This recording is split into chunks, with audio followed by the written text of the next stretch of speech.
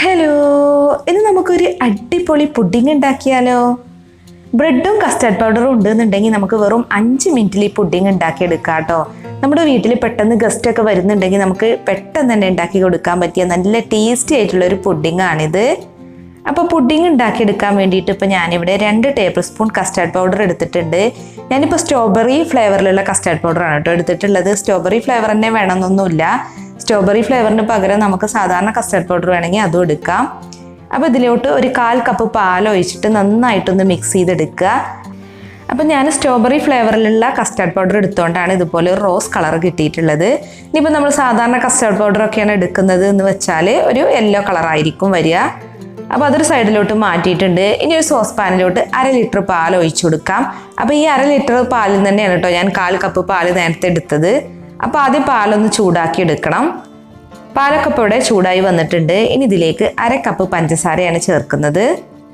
പിന്നെ 1/2 ലിറ്റർ പാലും മതി കേട്ടോ മൊത്തത്തിൽ നമുക്കിത് ഉണ്ടാക്കാൻ. അപ്പോൾ പാൽ ഇവിടെ തിളച്ചിട്ടുണ്ട്. ഇനി നമ്മൾ നേരത്തെ പാലിൽ മിക്സാക്കി വെച്ചിട്ടുള്ള കസ്റ്റർഡ് പൗഡർ ഉണ്ടല്ലോ അത് ഇതിലേക്ക് ഒഴിച്ചു കൊടുക്കാം. അപ്പോൾ നന്നായിട്ടൊന്ന് ഇളക്കിയിട്ട് വേണം നമ്മൾ ഇതിലേക്ക് ഒഴിച്ചു കൊടുക്കാൻ. നമ്മൾ കസ്റ്റർഡ് പൗഡറിൻ്റെ മിക്സ് ഉണ്ടല്ലോ അത് ഇതിലേക്ക് ഒഴിച്ചു കൊടുക്കുമ്പോൾ നന്നായിട്ട് ഇളക്കി കൊടുക്കണം കേട്ടോ, അല്ലാന്നുണ്ടെങ്കിൽ അടി പിടിക്കും. ഇനി നമ്മൾ ലോ ഫ്ലെയിമിലിട്ട് വേണം അതൊന്ന് കുറുക്കിയെടുക്കാൻ.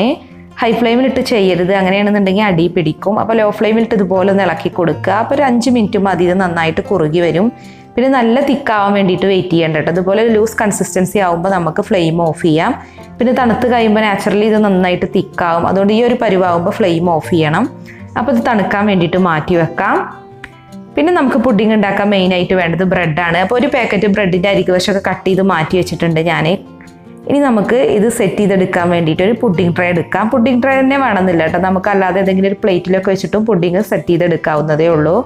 അപ്പോൾ പുഡിംഗ് ട്രേയിൽ ഒരു ലെയർ ബ്രെഡ് ഒന്ന് നിരത്തി വെച്ച് കൊടുക്കുക. അതിനുശേഷം കസ്റ്റാർഡ് മിക്സ് ഇതിൻ്റെ മുകളിലേക്ക് ഒഴിച്ചു കൊടുക്കുക. 1 കപ്പ് കസ്റ്റാർഡ് മിക്സ് ഒക്കെ ഒഴിച്ചു കൊടുത്താൽ മതി. എന്നിട്ട് നന്നായിട്ട് എല്ലാ ഭാഗത്തും എത്തുന്ന രീതിയിലൊന്ന് പരത്തി കൊടുക്കുക. അതിനുശേഷം വീണ്ടും നമ്മൾ ബ്രെഡ് തന്നെ വെച്ച് കൊടുക്കുക കേട്ടോ. അപ്പോൾ ഗ്യാപ്പുള്ള ഭാഗത്തൊക്കെ ബ്രെഡ് ചെറിയ പീസായിട്ട് കട്ട് ചെയ്തിട്ട് വെച്ച് കൊടുത്താൽ മതി. അപ്പോൾ നമുക്ക് നല്ല രീതിയിൽ കിട്ടും. അതിനുശേഷം വീണ്ടും അതിൻ്റെ മുകളിലേക്ക് കസ്റ്റാർഡിൻ്റെ മിക്സ് ഒഴിച്ചു കൊടുക്കുക. ഓരോ കപ്പ് വീതമാണ് ഞാൻ ഒഴിച്ചു കൊടുക്കുന്നത്. എന്നിട്ട് നന്നായിട്ടൊന്ന് ലെവൽ ചെയ്ത് കൊടുക്കുക. അങ്ങനെ 3 ലെയറായിട്ടാണ് കേട്ടോ ഞാനിപ്പോൾ സെറ്റ് ചെയ്തിട്ടുള്ളത്. അപ്പോൾ നിങ്ങൾക്ക് വേണമെന്നുണ്ടെങ്കിൽ 2 ലെയർ സെറ്റ് ചെയ്തെടുക്കുക. ഇനിയിപ്പോൾ കുറച്ച് പുഡിംഗ് ഒക്കെ മതി എന്നുണ്ടെങ്കിൽ 1 ലെയർ സെറ്റ് ചെയ്തെടുത്താലും മതി കേട്ടോ. അങ്ങനെ വേണമെങ്കിൽ അങ്ങനെയും ചെയ്യാം. അപ്പോൾ ഞാനിപ്പോൾ പുഡിംഗ് ട്രേയിൽ ലാസ്റ്റത്തെ ലെയർ ബ്രെഡാണ് കേട്ടോ വെച്ച് കൊടുക്കുന്നത്, അതായത് 3ാമത്തെ ലെയർ. അപ്പോൾ ബ്രെഡ് നന്നായിട്ട് നിരത്തിയിട്ടുണ്ട്. ഇനി ഇതിൻ്റെ മുകളിലേക്ക് ബാക്കിയുള്ള കസ്റ്റാർഡ് മിക്സ് ഫുള്ളായിട്ട് ഒഴിച്ചു കൊടുക്കുക കേട്ടോ.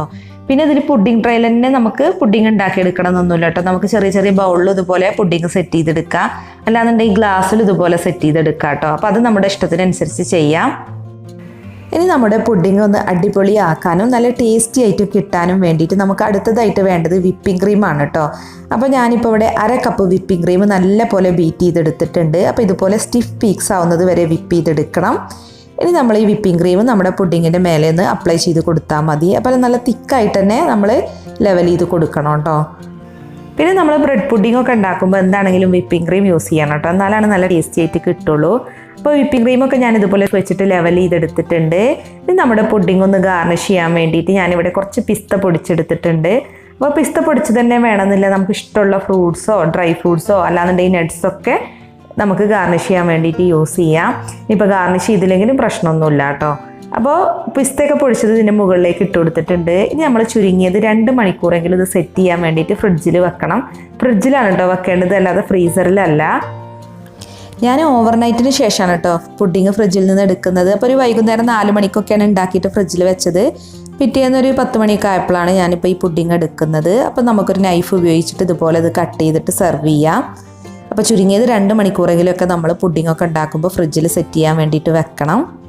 അപ്പോൾ ഇത്രയേ ഉള്ളൂ, നല്ല അടിപൊളി ടേസ്റ്റിലുള്ള ബ്രെഡ് പുഡിംഗ് ഇവിടെ റെഡി ആയിട്ടുണ്ട്. നല്ല ഈസി ആയിട്ട് ഉണ്ടാക്കാൻ പറ്റുന്ന പുഡിംഗ് ആണ് കേട്ടോ. അപ്പോൾ നിങ്ങളൊന്ന് ട്രൈ ചെയ്ത് നോക്കിയിട്ട് നിങ്ങളുടെ ഫീഡ്ബാക്ക് ഒന്ന് അറിയിക്കുക. പിന്നെ നിങ്ങൾക്ക് ഈ പുഡിങ്ങിൻ്റെ റെസിപ്പി ഇഷ്ടമായിട്ടുണ്ടെങ്കിൽ ലൈക്ക് ചെയ്യാനും ഷെയർ ചെയ്യാനും ഒന്നും മറക്കല്ലേ. പിന്നെ നിങ്ങളുടെ വിലയേറിയ അഭിപ്രായങ്ങളൊന്ന് കമൻറ്റ് ചെയ്യണം കേട്ടോ.